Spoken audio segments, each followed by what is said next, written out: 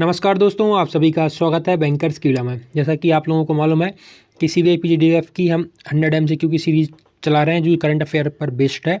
तो ये इसका लेक्चर 5 रहने वाला है। अगर आपने इनिशियल लेक्चर नहीं देखे हैं तो जो 4 लेक्चर मैंने ऑलरेडी अपलोड कर दिए हैं उनको देख लीजिए। और अगर टेलीग्राम आपने ज्वाइन नहीं किया टेलीग्राम को ज्वाइन कर लीजिए, क्योंकि मैं इसमें इंपॉर्टेंट पीडीएफ वगैरह अपलोड करता रहता हूँ। तो आज की इस वीडियो में हम लोग जानेंगे कि आरबीआई की इंपॉर्टेंट न्यूज़ क्या क्या है नवंबर 2024 से लेकर मार्च 2025 तक। ठीक है, तो सबसे पहले अगर हम इसका बात करें तो आरबीआई ने जो मेंटेन की हुई है रेपो रेट की पॉलिसी वो 6.25% है। अगर ऐसे ही हम बात करें रिवर्स रेपो रेट की तो 3.35% और मार्जिनल स्टैंडिंग फैसिलिटी मतलब कि एमएसएफ की 6.7% है। और बैंक रेट की अगर हम बात करें तो 6.75% है। ये डाटा आपको याद करके चलना पड़ेगा। सीआर मतलब कि कैश रिजर्व रेशियो जो कि 4.5% और स्टैट्यूटरी लिक्विडिटी रेशियो एसएलआर जो कि 18% है। तो ये सब आपको थोड़ा सा याद रहना चाहिए, ये फैक्ट वगैरह है। अब अगर हम बात करें लिक्विडिटी मैनेजमेंट की तो आरबीआई ने लिक्विडिटी मार्केट में जो लिक्विडिटी रहती है उसको कैसे मैनेज किया, तो उसने $10 बिलियन का एक लमसम अमाउंट को कंसिडर किया है। और 3 साल में ये बनाया गया है रुपये डॉलर के बीच में कि बाय एंड सेल स्वैप का एक्शन इंजेक्ट करेंगे बैंकिंग सिस्टम में लिक्विडिटी लाने के लिए। ठीक है, और इस जो कि ऑक्शन में ओवर सब्सक्राइब्ड हो गया था 2 times with cut off rate set at 5.86 rupees. Cut off rate थी 5.86 रुपीज़, बट ये 2 टाइम ओवर सब्सक्राइब हो गया था। मतलब ठीक है, मतलब 2 गुना ज़्यादा इसको वो ऑक्शन में बिड मिल गई थी। अगर हम बात करें अब लिक्विडिटी फ्रेमवर्क रिव्यू की तो आप जब तक पढ़ सकते हैं ये कि क्या क्या इसके प्लान थे और क्या क्या इसने रिव्यू किया है। और अब प्राइवेट सेक्टर लैंडिंग गाइडलाइंस की अगर हम बात करें मार्च की ये न्यूज़ है, तो इसने आरबीआई ने जो गाइडलाइंस है प्राइवेट सेक्टर लैंडिंग को लेकर वो रिवाइज कर दी हैं, जो कि 1 अप्रैल से यहाँ पर चेंज हो जाएंगी। तो जो पीएसएल टारगेट है अर्बन कोऑपरेटिव बैंक के लिए वो 60% को रेज कर दिया गया है, और जो कि बैंक की नेट क्रेडिट और जो उसकी बैलेंस शीट का एक्सपेयर है उसके इक्वल में एडजस्ट की जाएगी। ठीक है, तो ये थोड़ी सी मतलब डिफरेंट टर्मिनोलॉजी है, बट आपको थोड़ा थोड़ा मोटा इसके बारे में पता रहना चाहिए। ऐसा इससे ज़्यादा कुछ न्यूज़ आ नहीं सकती है। ठीक है, अगर हम बात करें फॉरेन इन्वेस्टमेंट लिमिट्स की तो आप ये देख लीजिएगा आरबीआई ने क्या क्या किया है इसमें फॉरेन इन्वेस्टमेंट में। ये मैं आपको पढ़ कर नहीं दिखा रहा हूँ, आप इसको जस्ट पॉज कीजिए वीडियो को और ये थोड़ा सा पढ़ सकते हैं। ठीक है, हम थोड़ा सा जल्दी जल्दी करके आगे बढ़ते हैं क्योंकि आज थोड़ी सी न्यूज़ ज़्यादा है। अब एशियन डेवलपमेंट बैंक की अगर हम बात करें तो एशियन डेवलपमेंट अभी न्यूज़ में रहा, तो उसकी अगर हम बात करते हैं तो देखिए इसमें मेजर लोन एंड एग्रीमेंट की हम बात करेंगे। ठीक है, तो $500 मिलियन का इसने लोन प्रोवाइड किया है इंडिया को, किसके लिए? For green and sustainable infrastructure project के लिए। तो आपको याद रखना पड़ेगा कि $500 मिलियन का जो लोन है वो इंडिया को मिला हुआ है ग्रीन प्रोजेक्ट और सस्टेनेबल प्रोजेक्ट के लिए। ठीक है, ऐसे ही इसने $350 मिलियन का एक लोन दिया है किसके लिए? Under smile programme. Smile programme क्या है? Strengthening multi modal and integrated logistic ecosystem. तो इसके लिए इसने $350 मिलियन का लोन दिया हुआ है। ठीक है, तो आपको पता रहना चाहिए कि स्माइल के लिए कितना लोन मिला और ग्रीन और सस्टेनेबल प्रोजेक्ट के लिए कितना लोन मिला। और $42 बिलियन का लोन इसने क्या दिया है? Restore and stabilise Maharashtra coast line को इसने डेवलप करने के लिए $42 मिलियन का लोन दिया हुआ है। $100 मिलियन का लोन एग्रीमेंट हुआ है एसके फाइनेंस से, जो कि एक एनबीएफसी है। ठीक है, एनबीएफसी आपको पता ही होगा।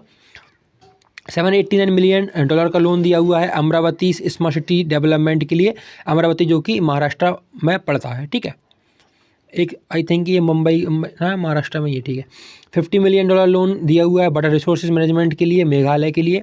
और $350 मिलियन का लोन दिया हुआ है इंडिया लॉजिस्टिक सेक्टर के लिए, जिसको मॉडर्नाइज करना। आई थिंक ये रिपीट हो गया है, लॉजिस्टिक सेक्टर। ठीक है, बस ये लॉजिस्टिक सेक्टर में याद रखना कि स्माइल एक प्रोग्राम लॉन्च किया हुआ है। स्माइल का फुल फॉर्म याद रख लेना, strengthening multi model integrated logistic ecosystem. ठीक है, अब $19 मिलियन का लोन दिया हुआ है किसमें? इंडिया को क्लीन प्लांट प्रोग्राम में। ठीक है, इंडिया का जो क्लीन प्लांट प्रोग्राम चल रहा है उसको सपोर्ट करने के लिए $98 मिलियन का लोन यहाँ पर दिया हुआ है। अब ये एक बड़ा लोन है 4.25 बिलियन का, जो कि फाइनेंसिंग पार्टनरशिप हुई है टाटा पावर से फॉर क्लीन एनर्जी के लिए। क्लीन एनर्जी के लिए सबसे बड़ा लोन मिला हुआ है अपन को एशियन डेवलपमेंट बैंक से, जो कि है $4.25 बिलियन का। अब $34.25 मिलियन का लोन मिला हुआ है 500 मेगावाट सोलर प्रोजेक्ट के लिए, जो कि आसाम में बन रहा है। और $241 मिलियन का लोन मिला हुआ है इलेक्ट्रिसिटी डिस्ट्रीब्यूशन के लिए, जो कि वेस्ट बंगाल में डिस्ट्रीब्यूट की जाएगी। और $162 मिलियन का जो ग्रांट मिला हुआ है वो tourism development in Himachal Pradesh में मिला हुआ है। ठीक है, तो आपको इससे रिलेटेड कुछ MCQ हो सकते हैं, तो आपको इनको एक बार बाय हार्ट करना पड़ेगा या फिर गो थ्रू करना पड़ेगा कि मोटा मोटा आप इनको देख लीजिए, और एक आपको आइडिया मिल जाए कि कौन से स्टेट में किस चीज़ के लिए किसको कौन से प्रोग्राम के लिए लोन दिया गया था, क्योंकि ये न्यूज़ में था। अब इंटरनेशनल लोन्स एंड डेवलपमेंट, अब कुछ इंटरनेशनल लोन्स की बात कर लें तो $200 मिलियन का लोन मिला हुआ है श्रीलंका को फॉर फाइनेंशियल सेक्टर रिफॉर्म्स के लिए, और $200 मिलियन का लोन मिला हुआ है उत्तराखंड को किसके लिए, इम्प्रूवमेंट प्रोजेक्ट के लिए, जो कि लाइफ इम्प्रूवमेंट प्रोजेक्ट के लिए। और $25.5 मिलियन का ग्रांट मिला हुआ है सोलोमन आइलैंड के लिए बॉर्डर प्रोजेक्ट के लिए। ठीक है, और इजराइल ज्वाइंस ADB, इजराइल ने एशियन डेवलपमेंट बैंक को ज्वाइन कर लिया है, जो कि 69th मेंबर है और 34th नॉन रीजनल मेंबर है। ठीक है, एशियन डेवलपमेंट मतलब एशिया के ही इसमें कंट्रीज पार्टिसिपेट कर सकती हैं, but 20th non regional member है, मतलब कि इसमें 20 ऐसे मेंबर हैं जो कि एशिया के नहीं हैं, और ये 69th मेंबर यहाँ का बन चुका है। अब हम थोड़ा सा इकोनॉमिक एंड ग्रोथ प्रोजेक्शन की बात कर लें तो ADB ने, मतलब कि एशियन डेवलपमेंट बैंक ने रिवाइज किया है इंडिया की GDP ग्रोथ को फोरकास्ट को लेकर 2025 में, जो कि 6.5% होगी। पहले इसने इनिशियली 7% का प्रोजेक्ट किया था। ठीक है, और ये रिपोर्ट है पूरी पब्लिशेस दी एशियन डेवलपमेंट आउटलुक रिपोर्ट की। अब हम बात कर लेते हैं थोड़े से कि एशियन डेवलपमेंट के बारे में। तो एशियन डेवलपमेंट बना कब था, ये फाउंड हुआ था 19 दिसंबर 1966 में। इसके हेडक्वार्टर की अगर हम बात करें तो इसका हेडक्वार्टर है फिलीपाइंस में, मेट्रो मनीला में और मंदालियोंग में। ठीक है, तो आपको इसके 3 हेडक्वार्टर हैं, तो आपको इसको याद रखना पड़ेगा। और प्रेसिडेंट की अगर हम बात करें तो इसमें मसाटो कांडा जापान के प्रेसिडेंट है। वाइस प्रेसिडेंट की अगर हम बात करें तो अशोक लावासा, जो कि इंडिया के हैं। ठीक है, ऐसा पूछ सकते हैं आप आपसे क्वेश्चन में कि ADB के वाइस प्रेसिडेंट जो कि इंडिया से बिलोंग करते हैं वो कौन है, तो Ashok Lavasa. Director for India, India के डायरेक्टर कौन है, तो मियो ओका, जो कि जापान से हैं। एग्जीक्यूटिव डायरेक्टर कौन है, तो विकासशील है। टोटल मेंबर्स कंट्रीज यहाँ पर 69 है, इंक्लूडिंग इजराइल। और लार्जेस्ट कंट्रीब्यूटर इन सब्सक्राइब्ड कैपिटल, तो जापान सबसे ज़्यादा कंट्रीब्यूशन करता है इन टर्म्स ऑफ मनी। अब हम थोड़ा सा GST कलेक्शन देख लेते हैं मंथ वाइज, क्योंकि ये भी इंपॉर्टेंट डाटा बन जाता है as per the exam perspective. तो GST कौन कौन से मंथ में कितनी कलेक्ट हुई। ठीक है, अक्टूबर में हुई है 1.8 लाख करोड़, नवंबर में हुई है 1.82 लाख करोड़, पर 1.77 लाख करोड़, 1.96 लाख करोड़, ये देख सकते हैं आप। मैं सबको पढ़ के नहीं बता रहा हूँ। अब बाकी कुछ हम WPI देख लेते हैं, होलसेल प्राइस इंडेक्स, जो कि जनवरी में थी 2.31%, फरवरी में 2.38%। और कंज्यूमर प्राइस इंडेक्स देख लेते हैं 4.31% जनवरी में और फरवरी में 3.61%। ठीक है, अब तो मार्च की भी आ गई होगी, तो मार्च की भी आप एक बार गो थ्रू कर लेना।